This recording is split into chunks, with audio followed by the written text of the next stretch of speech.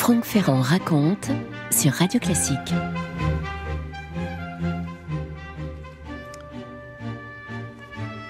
Marcel Proust a été bercé par la brume d'un matin de Chantilly. J'aime beaucoup cette expression. Et bien comme lui, nous pouvons aujourd'hui contempler dans le reflet des eaux ce domaine de Chantilly, ces 1000 ans d'histoire. Chantilly représente plus que jamais ce monument complet et varié de l'art français dans toutes ses branches, avec 500 000 visiteurs chaque année, notamment pour les grandes expositions. L'année dernière, Ingres, en ce moment même, André-Charles Boulle, qu'il faut absolument voir. Et puis les grands événements, les journées des plantes, le pique-nique blanc, les spectacles de la compagnie équestre, bien sûr, sans compter ces grands événements de la mode. Vous avez entendu parler de cette Chantilly art et élégance, Richard Mille. Chantilly, c'est le monument de la France. C'est une espèce de concentré de son histoire à travers les gloires de deux dynasties, les Montmorency et les Condé, bien sûr. C'est un témoin aussi de tous ces troubles qui ont ébranlé la France au moment où elle cherchait son destin politique entre république, empire et monarchie au XIXe siècle. Et si aujourd'hui, nous pouvons flâner dans les jardins, les cours et les salons magnifiques de Chantilly, c'est le fait d'un homme au grand destin, c'est le fait d'un des fils du dernier roi des Français, Louis-Philippe, c'est Henri d'Orléans, le duc d'Aumale. Celui qui nous permet de retracer cette aventure, c'est un historien, Emmanuel Maury, qui a publié un roman secret de Chantilly au printemps dernier. Chantilly, et il suffit de s'y promener pour le comprendre, ce n'est pas une ligne droite toute tracée. Chantilly, ce sont toutes sortes d'accidents, de rebondissements, de changements de l'histoire. Chantilly a été fait et défait, et son destin parfois a tenu à un fil.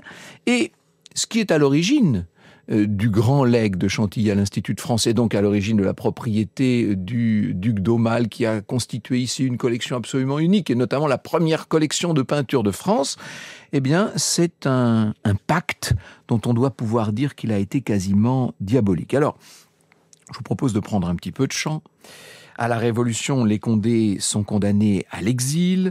Le domaine est victime, alors on peut dire, d'un véritable dépeçage, comme l'ont été un certain nombre de ces grands domaines princiers à la Révolution. Chantilly devient une sorte de champ de ruines.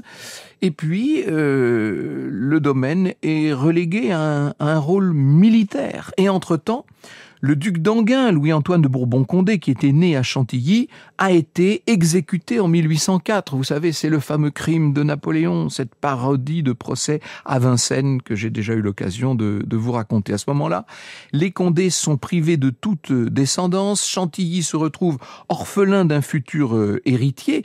Et dès l'abdication de Napoléon, quand les Condé rentrent en France, bien sûr qu'ils n'ont pas oublié Chantilly, mais ce qu'il y a sur place n'est plus qu'une sorte de désolation. Le domaine n'est plus que l'ombre de lui-même. Et c'est le dernier des princes de Condé, le duc de Bourbon, qui, tant bien que mal, va entreprendre quelques restaurations. Les chasses ont même pu reprendre un peu. Le duc de Bourbon était un grand chasseur et il revient définitivement en France au moment de la mort de son père, et il va essayer d'embellir un peu le domaine. La vérité, c'est que pendant son long exil en Angleterre, le duc de Bourbon s'est complètement entiché d'une femme qui s'appelle Sophie Dawes, qu'on présente comme sa fille naturelle, mais qui en vérité est sa maîtresse. Le secret est assez bien gardé, mais enfin dans les milieux du pouvoir à la cour du nouveau roi Louis XVIII, on sait très bien ce qu'il en est. Et à Chantilly, celle qui va bientôt devenir la baronne de Feuchères, parce qu'on lui fait épouser le baron de Feuchères, va essayer de devenir en quelque sorte la nouvelle maîtresse des lieux. Elle a captivé le duc, elle est de plus en plus ambitieuse, elle veut se faire présenter à la cour, et le destin de Chantilly tient précisément à cette ambition-là. Franck Ferrand sur Radio Classique. Alors, évidemment, on aimerait bien savoir qui est exactement cette baronne de Feuchères, cette Sophie d'Oz, qui se trouve être tellement proche du plus grand héritier de France à l'époque. Il faut imaginer ce que c'est que la fortune gigantesque des Condé. Le duc de Bourbon est à la tête de domaines gigantesques, de forêts entières. Il vit à Saint-Leu. C'est en 1824 que la vérité finit par éclater à l'occasion d'une dispute conjugale. Elle avoue, la baronne de Feuchères, elle avoue à son mari de circonstance qu'en fait, elle est bien la maîtresse du prince, elle est la maîtresse du duc de Bourbon. Scandale terrible, plus question de la recevoir à la cour, et pour elle, c'est une humiliation. Et néanmoins, elle est de plus en plus puissante dans le domaine des Condé, et notamment à Chantilly. Elle aimerait bien retourner à la cour. Elle aimerait bien être reçue par le roi Charles X, mais ça n'est pas très simple. Et c'est dans ce contexte-là que va se nouer un pacte assez efficace, on pourrait dire diaboliquement efficace. Il y a à l'époque un personnage qui est absolument incontournable, c'est Talleyrand, bien entendu, l'intrigant Talleyrand, qui n'est pas du tout en grâce à l'époque auprès du nouveau roi. Surtout que on parle beaucoup de sa responsabilité présumée dans l'exécution du duc d'Enghien en 1804. Bref, il faut qu'il redore son blason, ce duc de Talleyrand, et il va trouver une alliée en la personne de la baronne de Feuchères pour essayer de plaider son innocence auprès du prince de Condé, et en contrepartie, il promet à la baronne de favoriser son retour à la cour. L'héritage du prince attise dans le même temps les convoitises, parce que si rien n'est fait, la fortune gigantesque des Condé, et notamment le domaine de Chantilly, pourrait revenir aux Rohan, qui sont les parents les plus proches. Et la baronne de Feuchères, qui est si proche du duc de Bourbon, n'aurait droit à rien. Elle imagine donc que l'héritier puisse être le fils du duc d'Orléans. Le duc d'Orléans, c'est le cousin du roi. C'est un peu l'homme qui est le foyer de l'opposition à la monarchie restaurée et aux ultras qui entourent le roi Charles X. Il se trouve que le duc et la duchesse d'Orléans ont de nombreux enfants, qu'il faut les doter, ces enfants, et que parmi ces enfants, il y a ce duc d'Aumale qui à l'époque n'a que 5 ans et qui est le filleul du prince de Condé, le filleul du duc de Bourbon. C'est désormais donc un pacte à 3 entre Talleyrand, Feuchères et les Orléans, qui pourraient détenir la clé de l'entrée ou du retour de la baronne de Feuchères à la cour. Le 2 juillet 1827, un testament est préparé par Louis-Philippe. On peut dire que Talleyrand est là toujours, qui crapote là, et qui va favoriser le duc d'Aumale. Il va falloir maintenant convaincre le duc de Bourbon de signer ce testament. Vous imaginez, la baronne de Feuchères fait tout ce qu'elle peut. Elle a quelques arguments, vous m'aurez compris, auprès du prince. Elle lui mène une vie impossible. Et le vieux duc de Bourbon finit par céder le 30 août 1829. Et quand je vous dis 30 août 1829, vous voyez qu'on est tout près de cette révolution de 1830, cette révolution des Trois Glorieuses, qui va porter justement le duc et la duchesse d'Orléans sur le trône, qui va faire de Louis-Philippe d'Orléans le nouveau roi des Français. Et évidemment que le duc de Bourbon n'est pas du tout favorable à tout cela. Lui prévoit de s'exiler, de suivre Charles X et de tester en faveur du petit-fils de Charles X, c'est-à-dire le duc de Bordeaux. Vous imaginez un peu la difficulté de cette affaire. Le capitaine des chasses du duc de Bourbon, Paul de Choulot, est au courant du projet du prince, qui veut partir en exil, qui veut suivre l'ancienne famille royale en exil, qui veut tester en faveur du duc de Bordeaux. Mais alors que le duc de Bourbon doit quitter son domaine de Saint-Leu, alors qu'il doit partir pour l'exil, on le retrouve mort, pendu à l'espagnolette d'une des fenêtres de sa chambre. Et c'est un mystère assez extraordinaire parce que c'est un mystère de chambre close. Il était dans une pièce qui était verrouillée de l'intérieur. Et bien sûr qu'on va parler d'une thèse de suicide. La baronne de Feuchères fait tout ce qu'elle peut pour qu'on parle de suicide. Personne n'est vraiment dupe. Et notamment les héritiers présomptifs du prince, c'est-à-dire la famille de Rohan. Le Figaro ira jusqu'à écrire dans une formule qui est restée célèbre « Madame de Feuchères est une baronne anglaise qui ressemble fort à une espagnolette ». On ouvre le testament, bien sûr tout le monde est là qui guette, les Rohan sont furieux puisque ils découvrent que c'est donc le fils du nouveau roi, c'est le fils de Louis-Philippe, c'est le duc d'Aumale qui hérite le domaine. Alors ils vont ouvrir un procès qui va durer 1 an et demi avec toutes sortes de coups de théâtre qui mettront en émoi la presse et l'opinion publique. Il y aura finalement un non-lieu. Est-ce que ça vous étonne quand on sait qui est le roi à l'époque? C'est Louis-Philippe lui-même, c'est l'ancien duc d'Orléans qui est devenu roi. Et son fils, ce tout jeune duc d'Aumale, qui n'en peut mais, qui n'a rien fait dans cette affaire, bien sûr, bien malgré lui, et dans ce contexte au mieux rocambolesque, au pire sulfureux, il va devenir, ce tout jeune homme, le maître des lieux à Chantilly. Vous écoutez Radio Classique. Donc vous avez bien compris que le petit prince est trop jeune pour gérer lui-même ses vastes domaines. Il n'y a pas que Chantilly, il y a tout l'héritage du duc de Bourbon. Et c'est sa mère, la reine Marie-Amélie, qui va devoir régir le site avec tout un conseil de famille. Aumale termine ses études secondaires. Il parfait dans le même temps sa formation militaire. Il devient lieutenant en 1938, capitaine l'année suivante, lieutenant-colonel en 1840. Il a 18 ans seulement et c'est loin de l'Oise que va désormais s'écrire son destin puisqu'il s'en va combattre en Algérie. C'est la grande affaire de l'époque, vous savez. Il va faire preuve là-bas d'une détermination incroyable. En 1941, il est colonel. Il va connaître son fait de gloire avec la prise de Las Malades Abdelkader. Ça, c'était le 16 mai 1843. Et dans cette aventure algérienne, il va gagner une sorte d'aura extraordinaire. Il rapporte à Paris et à Chantilly pas mal d'objets qui donnent à la décoration classique du château un peu d'exotisme, disons-le. Bon, pour l'instant, Chantilly n'est pas encore au cœur de ses préoccupations. Sa prochaine quête, c'est celle d'une femme, pas n'importe laquelle, une dame de son rang.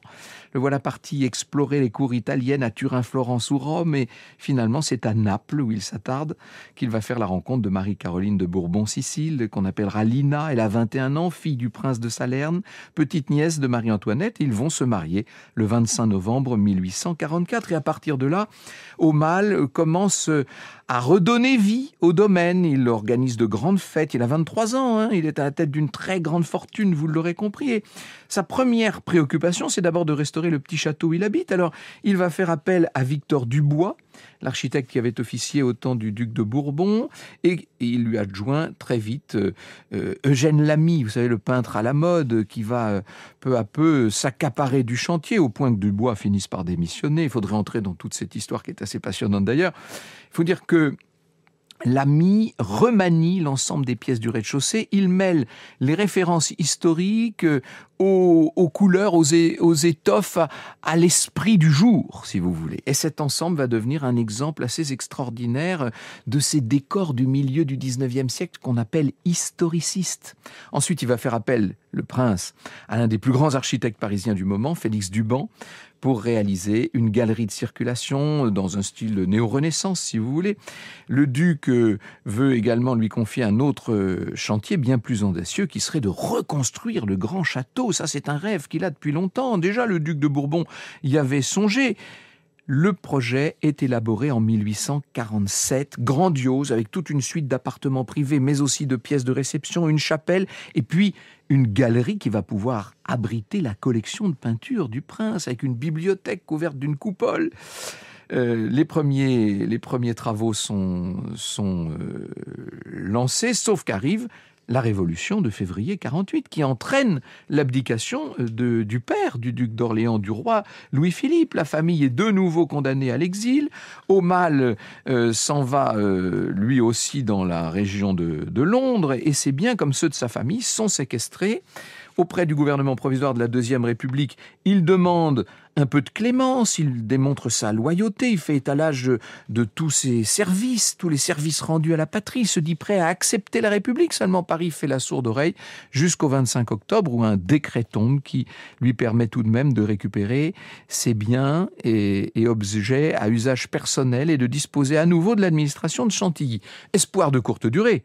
Parce que vous savez très bien ce qui se passe ensuite, l'élection en décembre 1948 du neveu de Napoléon, de Louis-Napoléon Bonaparte, à la présidence de la République. Et il ne faut pas oublier que la mère du nouvel empereur, la reine Hortense, avait vécu elle-même au château de Saint-Leu. Elle possédait une part des biens qui avaient été confisqués au Condé. Tout ça est très complexe, vous voyez. Aumale est un bon négociateur. En 1850, il obtient de conserver la propriété du domaine sous réserve que Napoléon III puisse bénéficier du pavillon d'honneur des courses de Chantilly, qu'il puisse être reçu avec les honneurs dans le parc du château. En 1952, Louis-Napoléon Bonaparte, qui devient donc l'empereur Napoléon III, va prendre 2 décrets qui vont rendre un certain service au duc d'Aumale. Le premier annule la donation universelle qui avait été faite par Louis-Philippe à ses enfants d'accepter le trône, et le second oblige les membres de la famille d'Orléans à vendre tous les biens qu'ils possèdent en France. Et pour Chantilly, on va trouver un dispositif particulier avec des clauses de rétrocession, ce qui ressemble en fait à une vente fictive, surtout. Par les ventes de ses biens, Aumale récupère une fortune absolument considérable. 90 millions d'euros d'aujourd'hui, pour autant qu'on puisse faire ce genre de comparaison, vous voyez. Et c'est ce qui va lui permettre de collectionner, c'est ce qui va lui permettre de développer la collection déjà belle qu'il avait, mais qui va devenir assez extraordinaire. Et puis, à partir des archives de Chantilly, il se lance dans ce qui va devenir sa grande œuvre, l'histoire des princes de Condé, une série en 7 volumes qu'il mettra 40 ans à achever.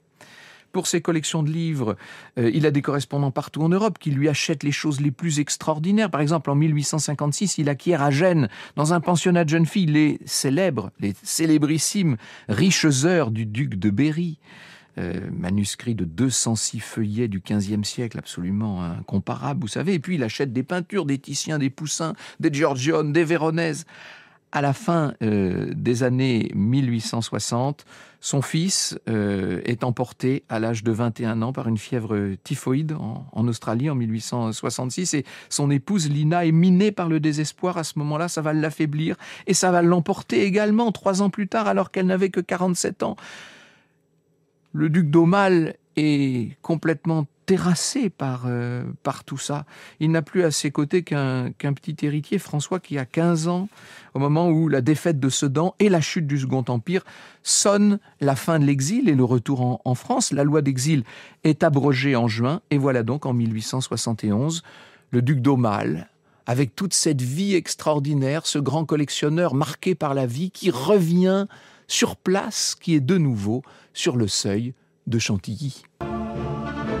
Franck Ferrand sur Radio Classique.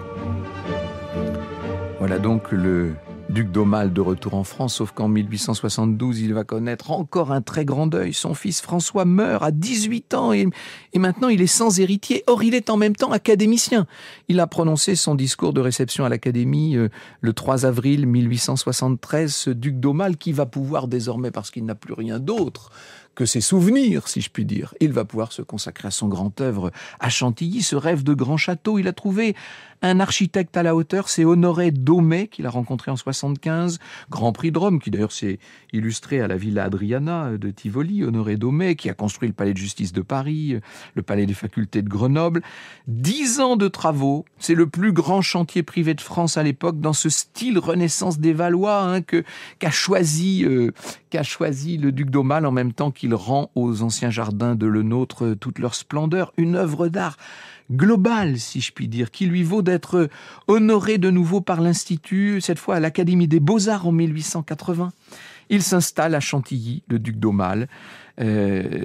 Évidemment, il est devenu le plus grand collectionneur d'Europe, disons les choses. Victor Hugo lui rend hommage. « Vous êtes né prince et devenu homme », dit Victor Hugo. « Pour moi, votre royauté a cessé d'être politique, elle est maintenant historique. Ma République ne s'en inquiète pas. Vous faites partie de la grandeur de la France et je vous aime. » Franck Ferrand sur Radio Classique. Et ce que Chantilly retrouve sous la l'égide, sous la tutelle tellement inspirée de ce duc d'Aumale, qui par ailleurs est à la tête d'une fortune gigantesque, vous l'aurez compris, c'est la splendeur de l'époque des Condés, avec une vie incroyable qu'on peut mener sur place, des fêtes, des chasses, des courses bien entendu sur ce célèbre champ de courses, de très grandes réceptions.